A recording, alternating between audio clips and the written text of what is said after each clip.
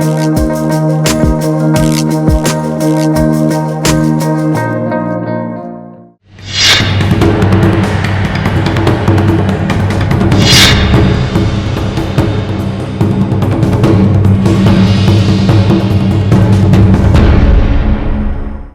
मु सुप्रिया।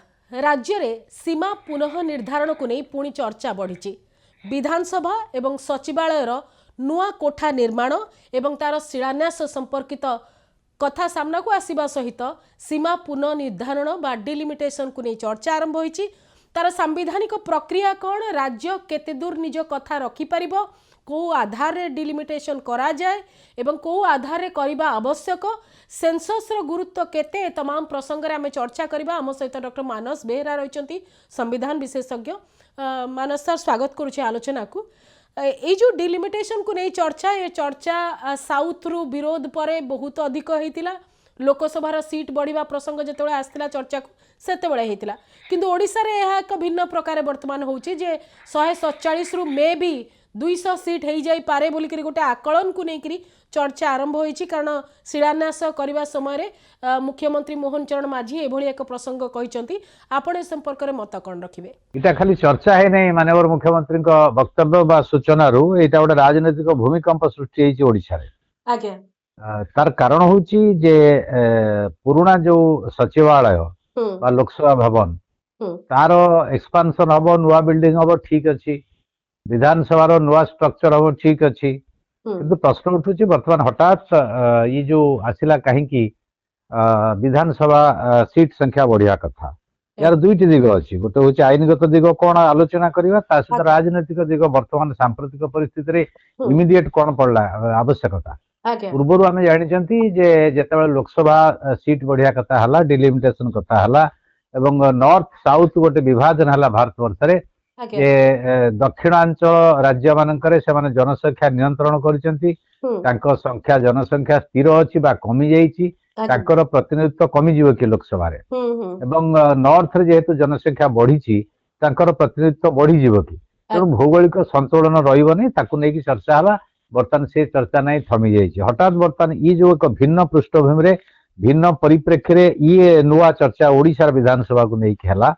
तेणु बर्तमान प्रथमे आम राजनैतिक दिगा को जीवा पूर्व सांविधानिक दिग को जीवी डेफिनेटली सीट बढ़िवार आवश्यकता अच्छी। कारण आम जानी एटा पुराना जो जनसंख्या जनगणना होता 2001 मसीहा एवं तापर रिस्ट्रक्चरिंग होता गोटे 25 वर्ष कटकणा थिला 2026 पर्यंत आउ डिलिमिटेशन कमिशन बसिबो नै बा सीट बढ़िबो नै, जहा थिला सेया रहइबो। एवं संविधान 170 धारा अनुसार विधानसभा सीट संख्या सर्वनिम्न 60 हम एवं सर्वाधिक 500 हम।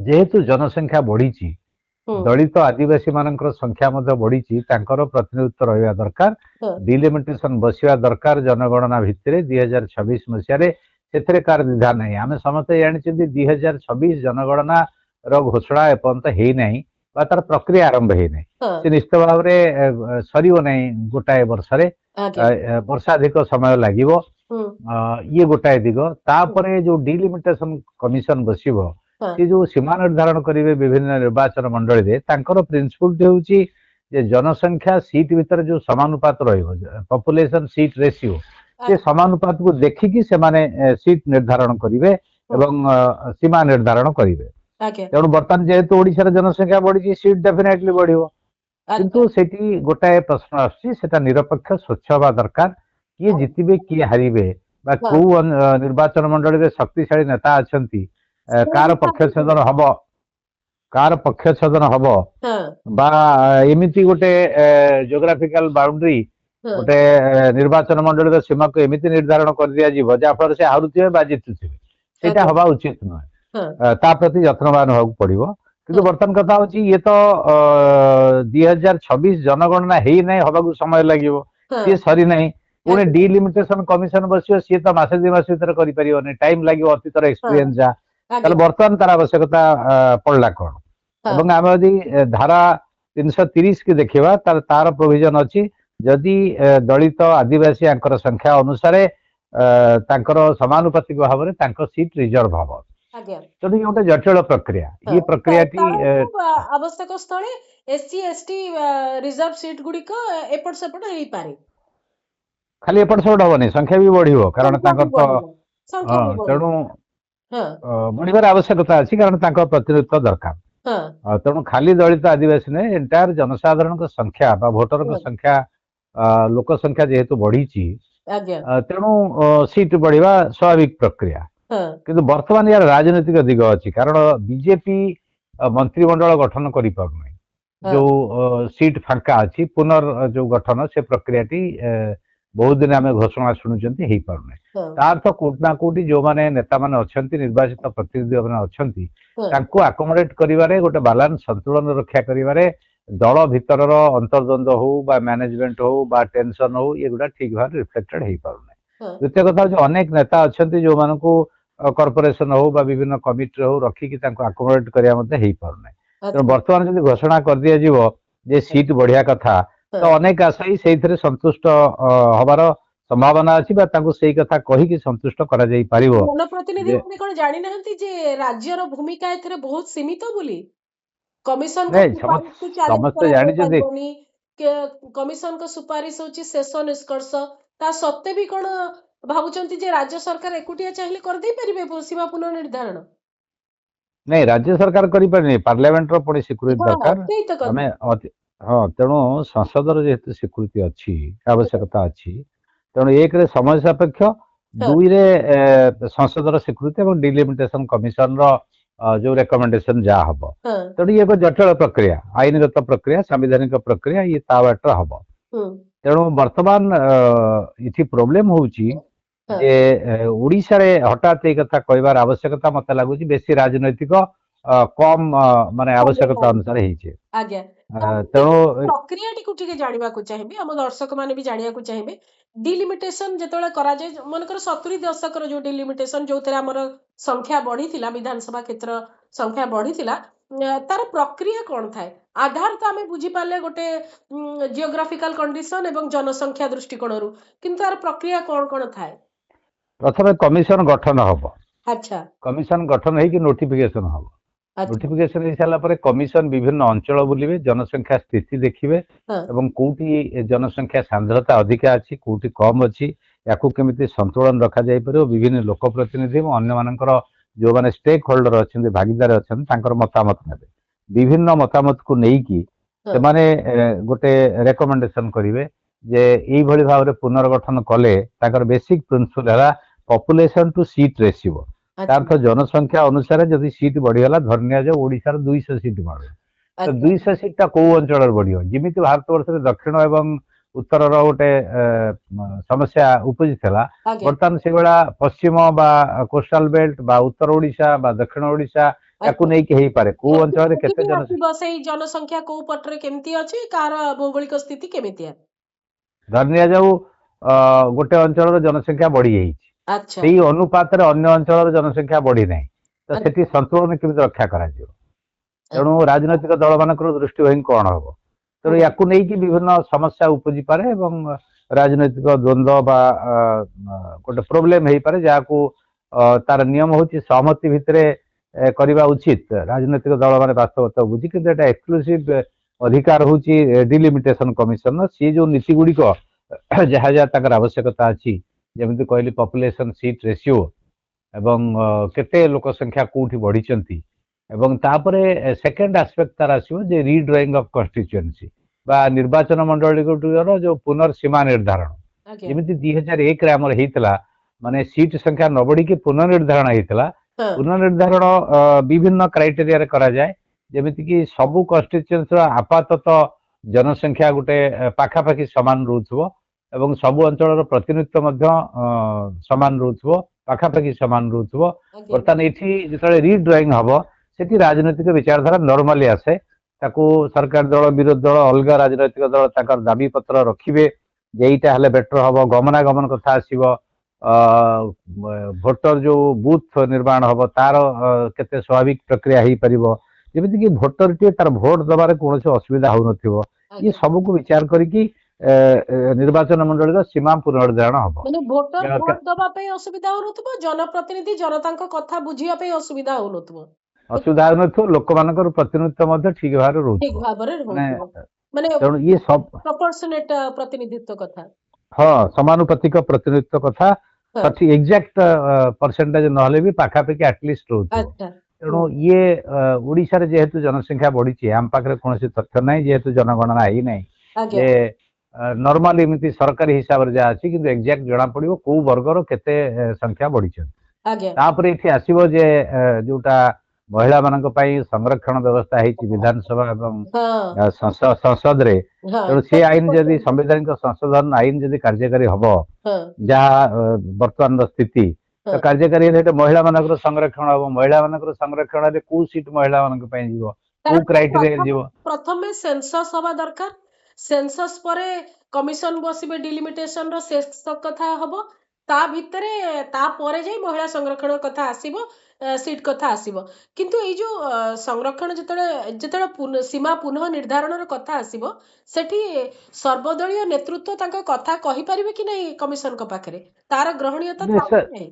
ନିଶ୍ଚୟ ସମସ୍ତେ କହିପାରିବେ, ଖାଲି ରାଜନୈତିକ ଦଳ ମାନେ କହିବେନି, ହଁ, ସାଧାରଣ ଲୋକ ଷ୍ଟେକ୍ ହୋଲ୍ଡର ଯୋଉମାନେ ଅଛନ୍ତି ସେମାନେ ବି କହିପାରିବେ, ତାଙ୍କର ମନ୍ତବ୍ୟ ଦେଇପାରିବେ, ତାଙ୍କର ସଜେସନ ଦେଇପାରିବେ। ହଁ, କିନ୍ତୁ ଫାଇନାଲ ଡିସିସନ ହବ ଡିଲିମିଟେସନ କମିଶନ। ସେଇଠି ଗୋଟାଏ ବଡ ସମସ୍ୟା ହଉଛି, ରାଜନୈତିକ ବିଚାରରେ ସୀମା ପୁନର୍ନିର୍ଦ୍ଧାରଣ ହବା ଉଚିତ ନୁହେଁ। ହଁ, କୌଣସି ଦଳ ବା ପ୍ରତିନିଧି ନିର୍ବାଚିତ ହୁଅନ୍ତୁ ବା ଆଶାୟୀ ହୁଅନ୍ତୁ, ତାଙ୍କୁ ଆଖି ଆଗରେ ରଖିକି କାହା ପାଇଁ ସୁବିଧାଜନକ ହବ ସେମିତି ବିଚାରଧାରା ରହିବା ଉଚିତ ନୁହେଁ।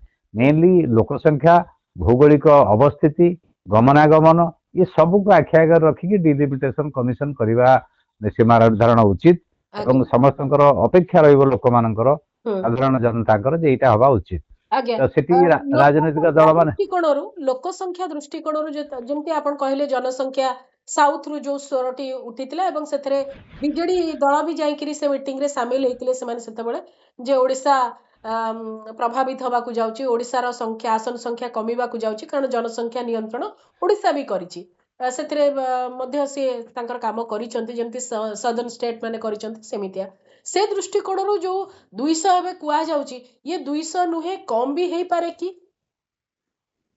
ନାଇଁ 200 କନସେପ୍ଟଟା କୋଉଠି ଆସିଲା ମୁଁ ଜାଣିନାହିଁ, ଗୋଟେ ଆକଳନ କରାହଉଛି ହଁ, ଯେ 300 ସିଟ୍ ପାଇଁ ବିଧାନସଭାକୁ ପ୍ରସ୍ତୁତ କରାଯିବ ଭବିଷ୍ୟତକୁ ଆଖି ଆଗରେ ରଖି, ସେଟା ଠିକ ଅଛି। ହଁ, ଆମେ ଯେତେବେଳେ ଗୋଟେ ଭିଜନ 50 ବର୍ଷ ଏବେ ଆଗକୁ, ମୁଖ୍ୟମନ୍ତ୍ରୀ 200 ବୋଲିକିରି ଗୋଟେ ସଂଖ୍ୟାଟେ କହୁଛନ୍ତି, ସେଇ ଦୃଷ୍ଟିରୁ ପଚାରୁଛି। ନାଇଁ ସେଇ କଥା କହୁଛି, ଜନସଂଖ୍ୟା ଭିତରେ ହବ ସିଟ୍ ସଂଖ୍ୟା, ହଁ, କିନ୍ତୁ ଆଗାମୀ ଯେତେ 50 ବର୍ଷ ଆଗକୁ ଯଦି ଆମେ ଚିନ୍ତା କରୁଛନ୍ତି, ହଁ, ସେ ଦୃଷ୍ଟିରୁ ସରକାର ଠିକ କରିଛନ୍ତି ଯେ 300 ସିଟ୍ ବସୁଥିଲା ଭଳିଆ ଲୋକଙ୍କୁ କରାଯିବ। ହୁଁ, ବର୍ତ୍ତମାନ ଇମିଡିଏଟଲି ଧର 200 ସିଟ୍ ବଢିବ, 53 ସିଟ୍ ଆହୁରି ବଢିବ। ତ ହଁ, 53 ସିଟ୍ ଯଦି ବଢିଗଲା, କୋଉ ଅଞ୍ଚଳରେ ବଢିବ, ତେଣୁ ତାର ଭାଗ ଡିଷ୍ଟ୍ରିବ୍ୟୁସନ ଯଦି ହବ, ଆମେ ଜାଣିନାହାନ୍ତି ଧର ଦକ୍ଷିଣ ଓଡିଶାରେ ଜନସଂଖ୍ୟା ବେଶୀ ବଢିଛି ନା ପଶ୍ଚିମ ଓଡିଶାରେ ବଢିଛି ନା କୋଷ୍ଟାଲ ବେଲ୍ଟରେ ବଢିଛି ନା ଉତ୍ତର ଓଡିଶାରେ ବଢିଛି। ଆଜ୍ଞା, ତ ସମାନୁପାତିକ କରିଦେଲେ ଆଉ ଗୋଟେ ଅଞ୍ଚଳ ନେଗ୍ଲେକ୍ଟେଡ ନ ହେଇଯାଉ, ତାର ପ୍ରତିନିଧିତ୍ୱ ଯେତିକି ଅଛି।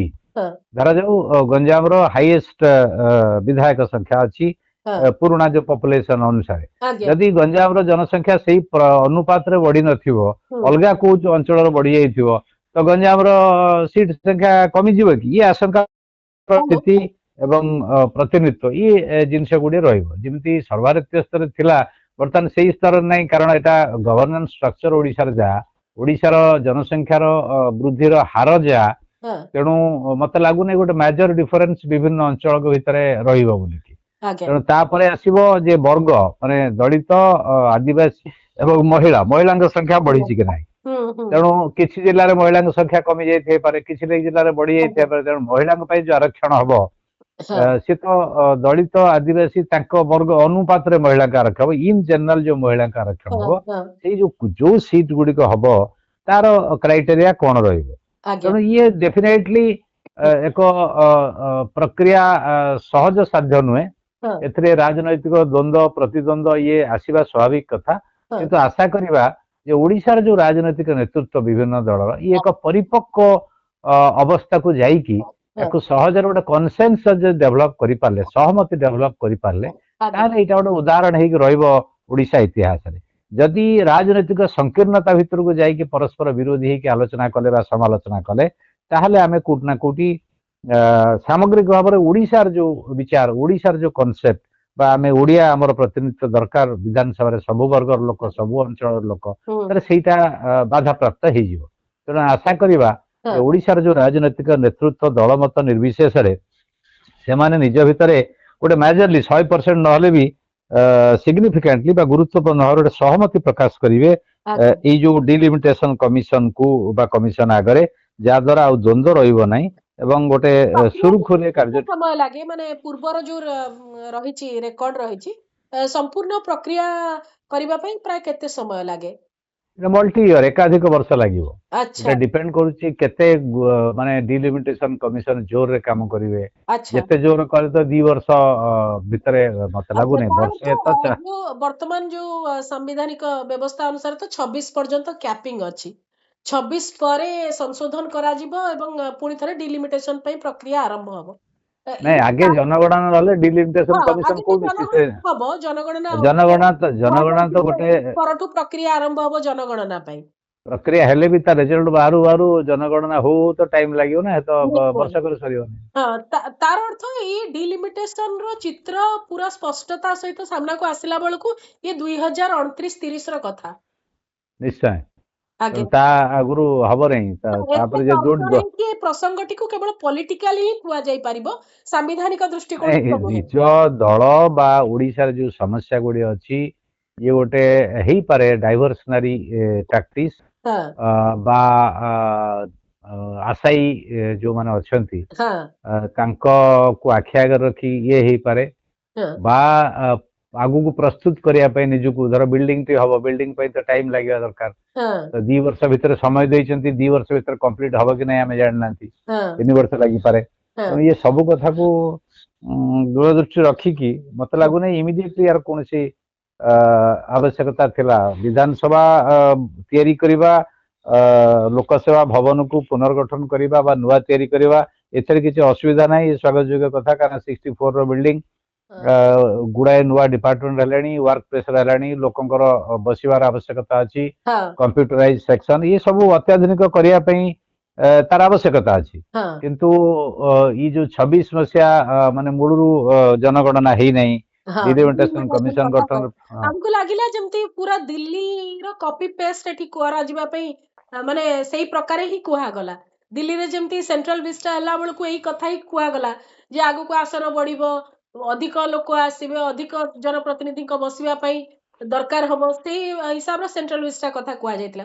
एक्जेक्टली सही क्रम रे एठी मध्ये कुहा गला जे आगु को सीमा निर्धारण ले अधिक आसन बढ़िबो हमको 100 वर्ष में आकलन करी करिवा को पड़िबो तो से एकदम कॉपी पेस्ट भलिया परिस्थिति आ विशेष दिल्ली रे जाहला एटा नरिमी गला आउ तापर चर्चा हो नै हां पार्लियामेंट बिल्डिंग हेला से चर्चा बंद हे गला आज्ञा तेणु ओडिसा रे भी से हबार संभावना अछि अच्छा तो ये शिलान्यास एवं जहाँ बयान दिया गला ताहा मूलतः राजनैतिक उद्देश्य रे बोली आपन को भी अनुभव होउची निश्चय मैं से कथा कहली पॉलिटिकल एस्पेक्ट बेसी एवं संवैधानिक एस्पेक्ट कम कम अर्थ कहबार अर्थ होची जे समय थिला आउरी हमें कहि परथांता को तेणु हुए तो राजनैतिक बाध्यता आवश्यकता थिबो जहाँ ए भली दिल्ली मॉडल ले हो बा केंद्र मॉडल ले हो एटा करा जाईची तेणु असेंबली ये तो असेंबली रहिबो पुनी विधान परिषद पई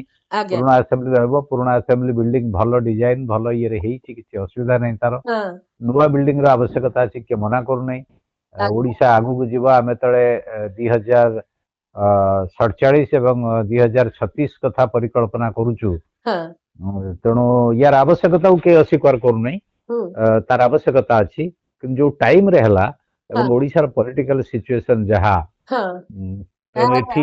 वर्तमान प्रायोरिटी जहा से प्रायोरिटी टा पछकु ठेली हे गला ए प्रसंगटी को अणा गला सामना को हां तेणु नॉर्मली सेया हुए प्रत्येक सरकार प्राय तो एक्सेप्शन थाई पारे व्यतिक्रम थाई पारे प्रत्येक सरकार जतबे चापरे रुहंती समस्या को नै की गवर्नेंस को नै की आपण ता पूर्व देखथिबे विधायक मानकर दरमा बढ़ला ताकू नै की चर्चा जोर हला एवं असंतोष प्रचुर परिमाण रे हला तापरे देखथिबे जो गाड़ी फाइन ताकू नै की जो जोर चर्चा हला दीटा कथारे कोट ना कोटी सरकार बैक फुट रहा भाया मन ता सहित निज दल भितर मैनेज करवा असंतोष को अंतर्द्वंद को एटा सब दल अंतर्द्वंद अच्छी असंतोष अच्छी स्वाभाविक कथा जिते सरकार चलेबे जी भी चलेबे आह्वान अनेक आसो किंतु याकू मुकाबिला करने बदल जदि ये भाव में टाक्टिस कौशल नि जाए ताहले ये पुणी ये हेगला पर पुणी से जो समस्या गुड़िक जोड़ा समाधान न करिक आमे किछि दिन पई हुए तो हटे दे पारंती पुणी से रिसर्फेस करी पुनर्जन्म नेबे आउरी सीमा पुनः निर्धारण कथा को साधारण लोक विशेष गुरुत्व दौ नाहंती वर्तमान परिस्थिति साधारण लोकंकर किछि आयस नाही एथरे तो नॉर्मली जो माने प्रतिनिधि मान अछंती कुनेकरी असुविधा रहछंती सेही प्रसंग रे सरकारनकर कोन पदक्षेप ताकू अनै बसछंती से माने ताकू अपेक्षा करिवे कारण ये निर्वाचित प्रतिनिधि जे हेबे जे आशा करिसंती माने सरकार दल हो विरोधी दल हो बा अनेक जे राजनीतिक दल मान अछंती तांको पई होय त एटा प्रासंगिक हेई पारे बा तांको पई एटा हेई पारे जे कोन हबो न हबो की कोट लड़िबो किए का पई कन्वीनियंट हबो का पई कन्वीनियंट हबो नै ये सब कथा आ जाय पारे किंतु साधारण स्तर को जो पंचायत को ग्राम को लोक मानकर चाषी हो युवक हो छात्र हो साधारण मनीष हो कर्मचारी हो चाकरिया लोकंकर हो ये दिटा कॉमन जो अफेक्ट करुची धर गोटे गाड़ी कथा आसला ट्रांसपोर्ट डिपार्टमेंट जो बड़ी भाव में तरबरिया भाव में कले समस्त आईनगत व्यवस्था जोटा केंद्रीय अच्छी आईन ट्रांसपोर्ट आईन ताकू उल्लंघन करिकी कले एवं गोटे जिजिया कर भाया हला जिमिति लोक मानक ऊपर गोटे प्रहार बसुची ये अवस्था रे तार जो रिएक्शन हला कंटिन्यू करूची आज्ञा हां आउ जोटा बर्तमान तो लोकंकर साधारण स्मृति कम अनेक लोक अछंती जो माने प्रकाश करिसंती रास्ता घाट रे चर्चा हला जे विधायक मानकर दरमा बढ़िबा सेठी सरकार पुनी निष्पत्ति परिवर्तन करिया पई गोटे सुजोग खोलेबा से बड़ा स्टेटमेंट देले ता सहित अलगा जो समस्या गुडी को दैनंदिन समस्या गवर्नेंस रहू लोक मानकर विकास रहू आवश्यकता हो ये शिलान्यास प्रक्रिया रे ई गुडी को समाधान हेई परिबो नाही निश्चय खूब भल कथा आपण कहले शिलान्यास रे मुख्य समस्या लुचि जीव नाही बहुत बहुत धन्यवाद मानस सर एतिक समय देइछंती आमे आलोचना करूथिले जे सीमा पुनः निर्धारण प्रसंग बा डिलिमिटेशन प्रसंग जेतेबेले शिलान्यासर कथा आसिला नुआ सचिवालय एवं विधानसभा कोठा पाई शिलान्यास करथंती मुख्यमंत्री एवं अधिक आसन आगो को बढ़िबो आवश्यकता रही कारण सीमा पुनः निर्धारण हेले ओडिशा भागरे आसन बढ़िबा कथा जतले कहिले से समय रे ए प्रसंगटी पुणी चर्चा भीतर को आसीछि किंतु जो कथाटी मानस सर कहले वास्तविक भाबरे शिलान्यास भितरे लोकंकर जो प्रकृत समस्या एवं राज्यर जो प्रसंग गुड़िक प्राथमिकता पाइबा कथा से प्राथमिकता पाउथबा प्रसंग गुड़िक लुचि जीव नाही ए स्वतंत्र आलोचना को एठी रखुछि नमस्कार।